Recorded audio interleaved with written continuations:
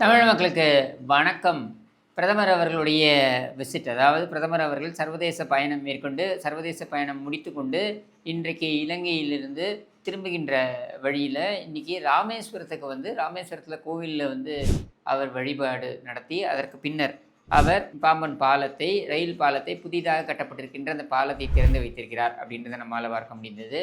இது வரலாற்று சிறப்புமிக்க ஒரு நிகழ்வு அப்படின்றதையும் கடந்து, இதில் அரசியலும் இருக்கிறது அப்படின்றதையும் நம்மால பார்க்க முடிகிறது. அதை நம்ம கடந்து போக முடியாது. அப்ப அதில் அரசியல் என்ன அப்படின்னாக்கா, தமிழக பாரதிய ஜனதாவுடைய மாநில தலைவர் மாற்றப்படவிருக்கின்ற இந்த நிலையில, புதிய தலைவர் தேர்வு படவிருக்கின்ற இந்த நிலையில, பிரதமருடைய வருகை அப்படின்றது முக்கியத்துவம் வாய்ந்த ஒரு நிகழ்வாக பார்க்கப்பட்டது.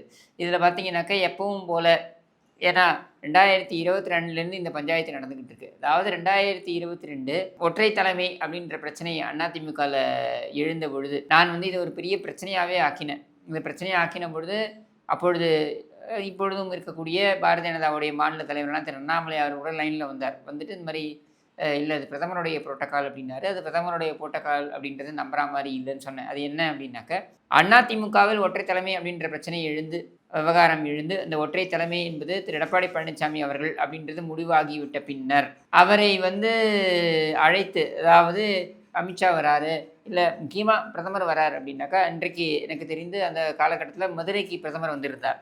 மதுரைக்கு பிரதமர் வந்திருந்த பொழுது, திரு எடப்பாடி பழனிசாமி அவர்களை அழைத்து அவரை இந்த பக்கம் நிக்க வச்சு, அவர் கூடவே இந்த ஓபிஎஸ்ஸ நிக்க வச்சு அப்படின்ற மாரி செய்திருந்தார்கள். அத வந்து தவறு அப்படின்றத நான் சுட்டி காண்பித்திருந்தேன். என்னை பொறுத்தவரைக்கும் அதிமுகவுடைய எந்த தொண்டனும் இதை ஏற்றுக்கொள்ள மாட்டான் அப்படின்ற கருத்தை தான் நான் வந்து வெளிப்படுத்தினேன். ஏன் அப்படின்னாக்க, அதிமுகவுடைய தொண்டர்கள் ஒற்றை தலைமை என்று விரும்பி எடப்பாடி பழனிசாமி அவர்களை தேர்வு செய்துவிட்ட பின்னர், அந்த தலைமை அலுவலகத்தை, அதாவது நாங்கள் கோவில் என்று மதிக்கக்கூடிய அதிமுகவுடைய ரத்தத்தின் ரத்தங்கள், அதிமுகவுடைய தொண்டர்கள் கோவிலாக மதிக்கக்கூடிய அந்த எம்ஜிஆர் மாளிகையை அடித்து உடைத்து, ரவுடிகளுடன் சென்று அடித்து உடைத்து, அங்க சென்று அம்மா அவர்களுடைய அந்த நாற்காலியில் அமர்ந்து கொண்டு ரவுடித்தனத்தில், காலித்தனத்தில் ஈடுபட்ட, பொறுக்கித்தனத்தில் ஈடுபட்ட பன்னீர்செல்வத்தை நாம வந்து ஏற்றுக்கொள்ள முடியாது. அந்த பன்னீர்செல்வத்தை சரிக்கு சமமாக எங்களுடைய பொதுச்செயலாளருக்கு சரிக்கு சமமாக நீங்கள் நிறுத்தி பார்ப்பது அப்படின்றத ஏற்க முடியாது. 2வது என்னன்னாக்க, அதிமுக ஆளுங்கட்சியாக இல்ல.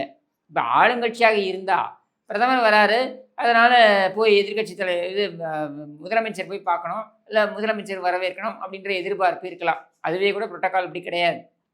ஆனால் எதிர்க்கட்சி தலைவராக இருக்கக்கூடிய திரு எடப்பாடி பழனிசாமி அவர்கள் ஏர்போர்ட்ல போய் நிக்க வேண்டிய அவசியம் கிடையாது அப்படின்றது என்னுடைய தனிப்பட்ட கருத்து. கட்சி தொண்டர்களுடைய கருத்தும் அதுதான்.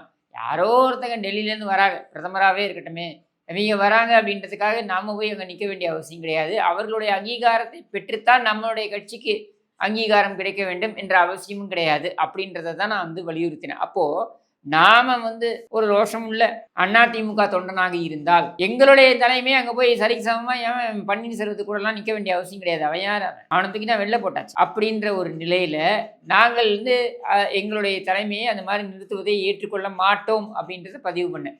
அன்னியிலிருந்து பார்த்தீங்கன்னாக்க, அதற்கப்புறம் திரு எடப்பாடி பழனிசாமி அவர்கள் இந்த மாதிரி போய் ரிசீவ் பண்ணுறதுக்குன்னு போய் நிற்கிறது கிடையாது.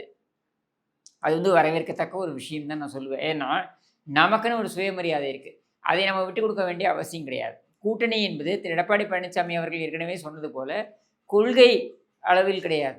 அது வந்து எண்ணிக்கை அளவில் அங்கே இருக்கக்கூடிய ஒரு அண்டர்ஸ்டாண்டிங், தேர்தலுக்காக ஒரு உடன்படிக்கை, அவ்வளவுதானே தவிர்த்து, நாம போய் அங்கே நின்று இவர்களுக்கு கூழ கும்பிடு போட்டு இவர்களுடைய அங்கீகாரத்தை பெற்று அதெல்லாம் நமக்கு அவசியம் கிடையாது.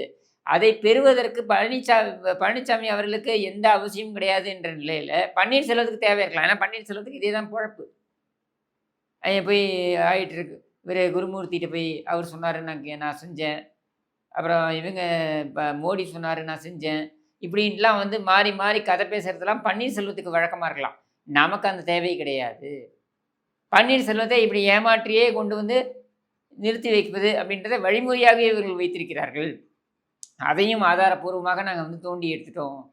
இவங்க தான் கூப்பிடுறாங்க. யார்? அண்ணாமலை தரப்பு தான் கூப்பிடுது பன்னீர்செல்வத்தை. நீங்கள் வந்துடுறீங்களா அப்படின்னு கூப்பிட்டு அவங்கள நிற்க வச்சு, பன்னீர்செல்வம் ஒரு ஆள் அப்படின்னு காமிச்சு, இந்த கட்சிக்குள்ளே ஒரு பிரச்சனை அப்படின்ட்டு. விதி எவ்வளோ வலியதாக இருக்கு பாருங்க. யாரை இவர்கள் கட்சியில் குழப்பம் இருக்கும் என்று பேசி கொண்டிருந்தார்களோ, இன்னைக்கு அவரையே மாற்றக்கூடிய ஒரு நிலைக்கு வந்திருக்கிறது. அவரே இன்னைக்கு தலைவராக தொடர முடியாத ஒரு சூழல் ஏற்பட்டிருக்கிறது அப்படின்றத நம்மளால் பார்க்க முடியுது. இதுக்கு சொல்கிறேன்னா அதுக்கு தான் சொல்கிறேன். ஏன்னா, நாம ஒண்ணு செய்ய போயி, அது வேற ஒண்ணா முடியுது பாருங்க. அப்போ இன்னைக்கு பிரதமருடைய இந்த விசிட்ல பார்த்தீங்கன்னாக்கா, ஹைலைட்டான விஷயம் என்னன்னாக்கா, திரு நயினார் நாகேந்திரன் அவர்களுக்கு கொடுக்கக்கூடிய அந்த முக்கியத்துவம், அந்த மரியாதை. அந்த மரியாதை என்பது எதற்காக அப்படின்னு கூர்ந்து கவனிக்கப்படுகிறது.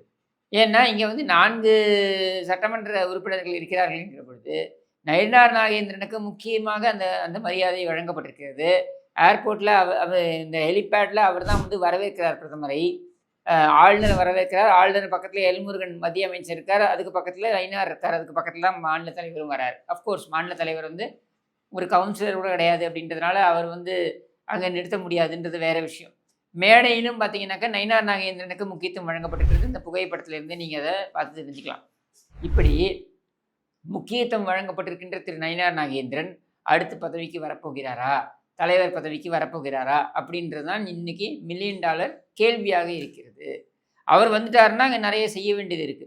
என்னதான் நான் ஏற்கனவே சொன்னது போல, 2ஆம் கட்ட தலைவர்களை எல்லாம் வந்து அனுசரித்து தேர்தல் பணியில் வந்து அவர்களை முடுக்கிவிட வேண்டும். ஏன்னா, அதுதான் முக்கியம். ஏன்னா, இன்னும் ஒரு ஒரு ஆண்டு தான் இருக்கு. அதில பார்த்தீங்கன்னா, 10 மாதங்கள் தான் இருக்குன்னு வச்சுப்போம்.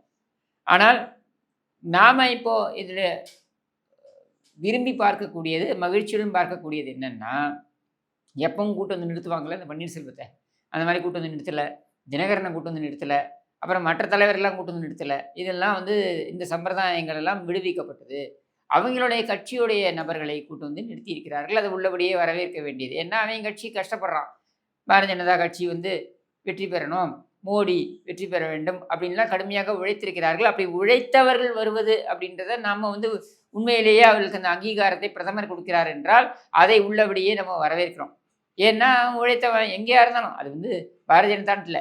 திமுகலயும் உழைத்தவர்களுக்கு அங்கீகாரம் இருக்குன்னு தான் நம்ம சொல்றோம். நமக்கு திமுக பிடிக்கலனாலும், திமுகலயும் உழைத்தவர்களுக்கு அங்கீகாரம் கிடைக்க வேண்டும் அப்படின்றத நம்ம வலியுறுத்தி சொல்கிறோம் என்கிற நிலையில, அதே போல பாரதிய ஜனதாவிலும் இன்றைக்கு நடப்பதை நம்ம வந்து அடுத்து கேள்வி கேட்க போறதில்ல. ஆனால் இத்தனை இந்த இந்த 3 ஆண்டுகளாக இந்த குழப்பம் இருந்தது பாருங்க. கூட்டு வந்து நிறுத்துறது. அவன் இந்த 2 கிருதா மட்டும் வெள்ளையா வச்சுக்கிட்டு, மிச்சதெல்லாம் டை அடிச்சுக்கிட்டு, இப்படி வந்து இந்த பன்னீர்செல்வம் வந்து நிக்கிறது. இதெல்லாம் இந்த இந்த கேவலத்துக்கெல்லாம் வந்து இடம் கொடுக்கல பிரதமர். தினகரன் போன்ற சமூக விரோத சக்திகளை எல்லாம் பக்கத்தில் நிறுத்தி வைப்பதே தவறு. அப்படியெல்லாம் சக்திகளை எல்லாம் கொண்டு வந்து நிறுத்தி பக்கத்துல நிறுத்தி வச்சுக்கல. அப்படின்ற வரைக்கும் வந்து மகிழ்ச்சி. உள்ளபடியே மகிழ்ச்சி. அப்ப பிரதமருடைய இந்த வருகை என்பது நமக்கு திருப்தி அளித்திருக்கிறது. எந்த வகையில் திருப்தி அளித்திருக்கிறது என்றால், பாரதிய ஜனதா கட்சி உணர்ந்திருக்கிறது. இங்க என்ன நடந்து கொண்டிருக்கிறது? யாரை வைத்து அரசியல் செய்து கொண்டிருக்கிறார்கள்? யாருக்காக இந்த அரசியல் செய்து கொண்டிருக்கிறார்கள்? என்பதனை எல்லாம் வந்து உணரத் துவங்கிவிட்டது டெல்லி. அப்படின்ற அளவுல வந்து உள்ளபடியே மகிழ்ச்சி.